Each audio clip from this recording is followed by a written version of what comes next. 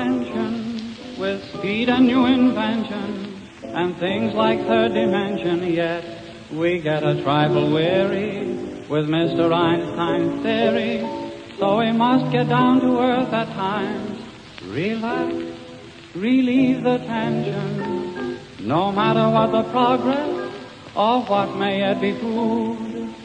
The simple facts of life are such, they cannot be removed.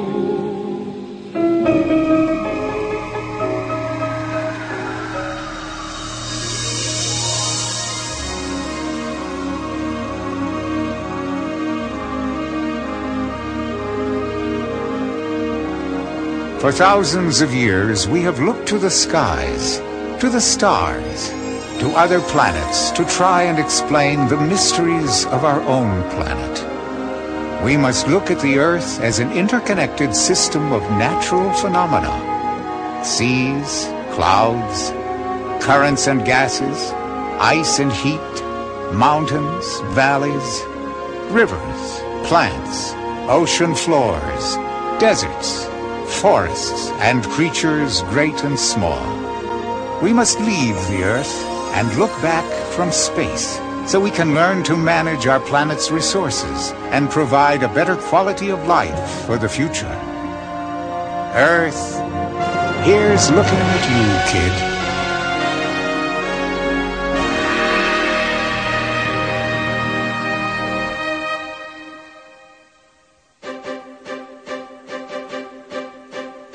Many nations have gathered together in an effort to increase our understanding of the Earth. One of the great American programs is the NASA mission to planet Earth. The flagship of that mission is Eos. Eos, Greek goddess of the dawn, mother of the winds. EOS, an Earth-observing system that is the most significant global science project ever created.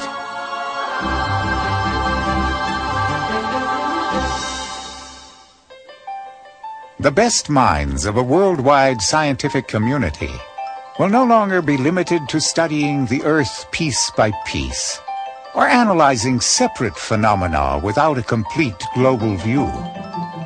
These separated sciences cannot provide a complete, comprehensive view of the integrated whole Earth system. But now, for the first time, EOS will provide world scientists with the necessary tools to work together as members of a new scientific pursuit: Earth System Science.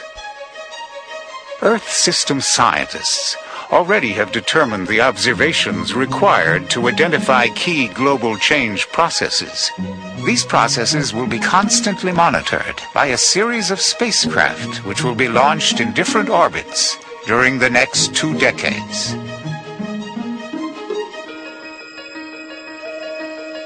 There will be EOS instruments orbiting from pole to pole.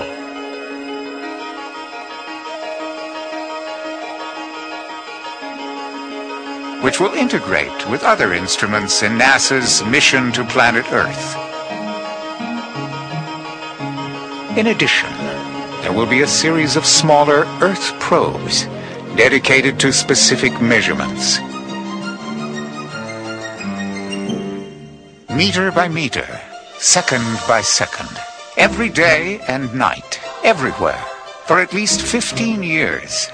This system will measure global phenomena that indicate changes in planetary processes that affect our daily lives.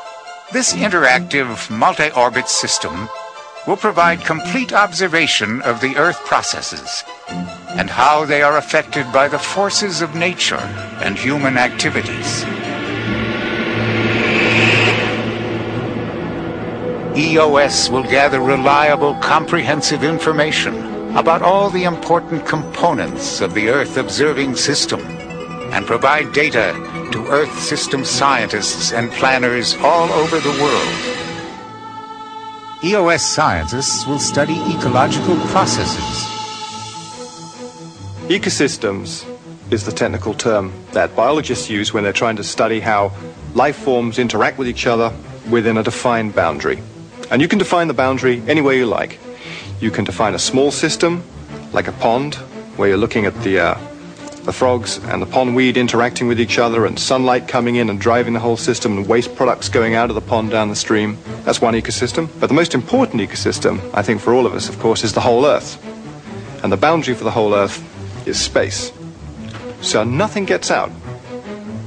All the waste that we produce on Earth stays here. This is a bounded ecosystem. It's the biggest one, and it's the most important. Going on from looking at the Earth as a complete ecosystem that we have to understand, I think most people would agree that the areas that we know least about are the boundaries between different parts of the system. The boundaries between the atmosphere and the land surface, and between the atmosphere and the oceans. And the Earth Observing System, EOS, is specifically designed to look at how these systems talk to each other, how they exchange materials and energy between each other. So the Earth Observing System, I think, will be the first effort targeted at looking at the whole Earth system as a system, rather than just the little components that make it up. EOS scientists will examine the Earth's glaciers, snow, and sea ice. In the Arctic, there are major regional contrasts, so that if you were looking only at one region, if you picked your region, you could find a region that was decreasing ice cover, which you could say corresponded with warming, or with increasing ice cover, which you could say corresponded with cooling. So you could sort of argue either side if you were only looking at a small region. And that re-emphasizes the need to get the global picture and not just look regionally. Of course, we need much more data to figure out what's going on, and a system such as the Earth Observing System is going to enable us to extend our data sets, and we'll get global coverage, which is crucial in order to know what's happening. EOS scientists will observe the oceans. Well, we're at the point now where we're understanding the Earth as a system, the coupling between the oceans, the atmosphere, and land. And we're past the point when we're just studying the oceans by themselves, the atmosphere by themselves, and land processes by themselves. And the oceans, the circulation of the oceans, is one of the most integral parts of the Earth as a system. That's why our interest in studying ocean circulation is really to get a handle on the coupled climate system, how the oceans interact with the atmosphere, how the atmosphere interacts with land, and how the land interacts with the oceans. One of the best examples of why we need to observe the Earth as a system, observing both the ocean, the atmosphere, and land processes, is El Nino. Every 3 to 7 years, we have this change in rainfall patterns off the coasts of Ecuador and Peru. And by knowing when and by able to forecast an El Nino, we can then help these countries with respect to changes in their water storage policies for hydroelectric plants, for the farmers who need to know whether or not they should be planting rice or cotton this year. And the governments are now in the position to begin to use this information to the benefit of their societies. EOS scientists will examine land surface hydrology. The EOS system, as presently planned, is something that will really benefit the general area of land surface hydrology. In one way, it's actually developing a whole new science related to hydrology. Historically, hydrologists have always worked on an engineering basis, looking at the dam building or levee building for a specific problem-solving type of thing. But in the global context of EOS, we're looking at the interplay between the atmosphere, oceans, and the land surface, and it's asking entirely new questions of hydrologists. We now have to look at beyond the regional basis to the global picture and have to be able to quantify the rainfall, the stream flow, the storages of soil moisture and snow, and to be able to account for fluxes or the movement of water, either as vapor or as liquid, between different regions of the globe. EOS scientists will study the effect of greenhouse gases on global warming. When we talk about the greenhouse effect for the Earth, we're essentially talking about what happens when you increase the present amounts of greenhouse gases. And those gases are carbon dioxide and methane and the CFCs, or the chlorofluorocarbon compounds. Those gases, if they increase in the atmosphere, in combination with water vapor, will cause the Earth to warm up.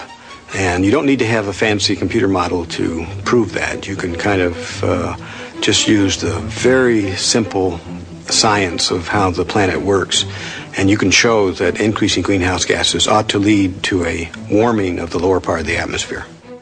Given the great deal of concern about global change and global warming, we will be able to have from space with EOS a comprehensive system that will allow us to view the entire globe all at once, and we'll be able to understand better the inner relationship between changes, say, in the oceans, or in the vegetation, or in the clouds, or in the atmosphere, and be able to relate these into a whole and not just pieces. EOS scientists will study the chemistry of the atmosphere. As an atmosphere chemist, the one thing that I care the most about is ozone. Ozone is blocking out UV from the sun. It's a greenhouse gas. It's determining the health and the breathability, if you will, of the planet right where we are at Earth. And we cannot understand its variability, how it's distributed over the globe, how it varies over time, whether it's increasing, where it's increasing, and we can't understand why it's increasing without measuring those other gases, for example, methane, carbon monoxide, nitrogen oxides, hydrocarbons, that make ozone. And all of the sources of those chemicals are human activity of various kinds, especially burning of fossil fuels and biomass, but also natural processes. And we have to look at them, eyeball them from space every day, all the time, see the relationship of changes in the land processes, changes of the seasons, changes in the amount of water vapor, changes in the amounts of clouds. All of those processes are affecting the interaction of those chemicals that make ozone. And the only way that I'm going to get an answer is with having an integrated set of instruments on the Earth observing system, monitoring the whole globe over time, over more than a decade. EOS scientists will examine geological events. The solid Earth is actually about 99.5% of the whole planet. So it's a large part of the planet. But it's a piece of the planet that doesn't respond in quite the same way as the atmospheres and the oceans that we're kind of most familiar with. We're all very aware of the seashore and the changes in the seas. We're well aware of the weather and the clouds and such like. But you don't really see the solid Earth change. It changes on scales of centuries, thousands of years, millions of years.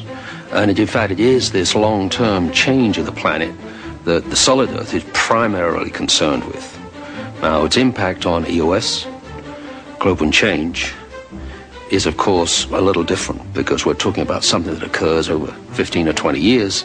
And the kind of phenomena that could really affect us there are things like volcanoes, possibly earthquakes, possibly other effects that change the shape and surface of the planet. But the vast majority of things are taking place on a very long time scale. So the EOS to us is looking at a piece of what I would call the spectrum, that part of the range of interest that the solid Earth has, which are things that are occurring principally in the next 10, 15, 20 years, but they're part of a much larger picture that goes on since the history of the world began. EOS scientists will study water and energy cycles. I'm an atmospheric scientist with a specialty in meteorology, and I've been studying the atmosphere for the last decade or so, and I'm getting into this area of now looking into the water energy cycle of the globe through the EOS program. And this program has opened up a lot of new opportunities in terms of different ways in which scientists can study Earth science, in particular the water energy cycle. The group of instruments that EOS is considered is a first in terms of any satellite program, trying to get different kind of instrument together on several platforms and trying to bring into the simultaneity of the different kind of measurements, and is very important because it's never done before. And when you study something like the water energy cycle, because you need to know the simultaneous information of precipitation, evaporation, and the transport of the water vapor, and those are the kind of things you really need to know at more or less equal space and time. And with that kind of information, you will get through the EOS program.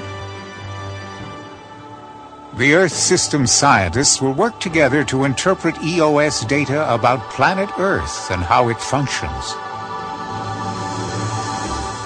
An important component of the Earth's observing system is the data system, so that scientists can work with data in a wider perspective, in longer time sequences of consistent data, global observations rather than local observations, and disciplinary larger perspective, so that the chemistry, the physics, the dynamics, and the biology go together and interact. One of the unique features of EOS program is to help us understand and differentiate between human-induced activities and natural phenomena and their contribution to global climate change. EOS sensors and EOS program are designed to help us accomplish this objective. For example, today we do have space-based measurements that have helped us distinguish the patterns and measure the trends of the changes that are taking place over the surface of the Earth. What is missing from these measurements is the ability to quantify those trends and those changes. And EOS sensors and EOS program help us overcome these limitations. The purpose of EOS is to prepare for the middle of the 21st century. What we've learned is that humanity is capable of modifying the Earth at the global scale. Witness the changes in atmospheric chemistry that have occurred, for example. And in order to investigate these environmental changes requires an examination of the Earth at the global scale, and for this a comprehensive satellite system is necessary. Global change is inevitable. The processes, for example, that cause destruction of atmospheric ozone, if we were to stop today the production of the chemicals that are responsible for the ozone destruction, they would still spend the next 20 years migrating up through the stratosphere. And so even if we were to cease production today, the destruction of ozone would still occur for at least another 2 decades. Similarly, the concentration of atmospheric carbon dioxide will continue to increase over the next 100 years. And so scientists all over the world agree that global warming will occur. The problem, however, is more complicated than just global warming. One can ask the question, for example, which is more important, a few degrees of global temperature rise or 3 million starving children? And when you put the question in that context, clearly the 3 million starving children are more important. That question, however, misses an important connection, that many of those children are starving because of vagaries in the climate. So in order to prepare for the future, we have to understand much better what the future is going to be like. And to do that, we need a much better measurement program, and we need to start that measurement program as soon as we can. These interpretations will help global planners make decisions regarding food production, water and air quality, appropriate uses of land, reforestation and green growth, climate fluctuations, desert stability, and an endless variety of global activities that affect the quality of life on Earth. EOS will provide a clear understanding of the human and natural processes that shape our environment.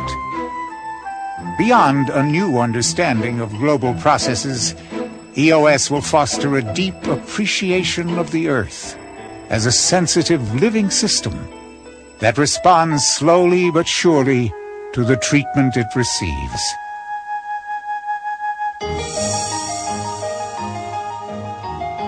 Earth scientists will help us all to prevent what we can prevent, change what we can change, and adapt to what we cannot change. EOS will give students of all nations a deeper understanding of the fragile interconnected Earth system.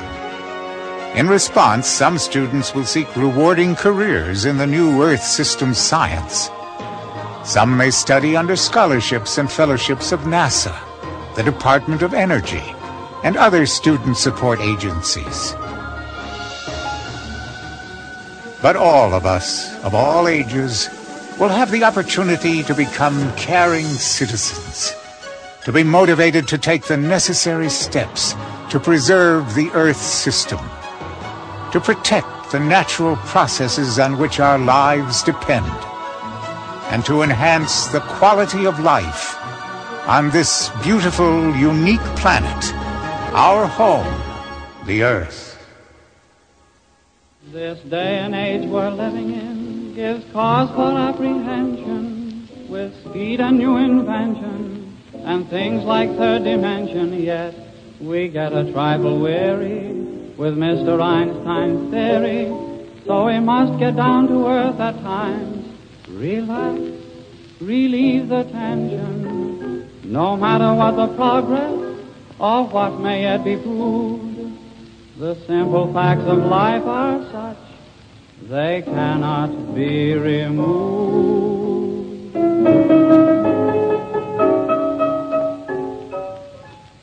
You must remember this, a kiss is still a kiss, a sigh is just a sigh. The fundamental things apply as time goes by. And when two lovers woo, they still say I love you, on that you can rely. No matter what the future brings as time goes by. Moonlight and love songs never out of date, hearts full of passion, jealousy and hate. Woman needs man, and man must have his mate, that no one can deny. It's still the same old story, a fight for love and glory, a case of do or die. The world will always welcome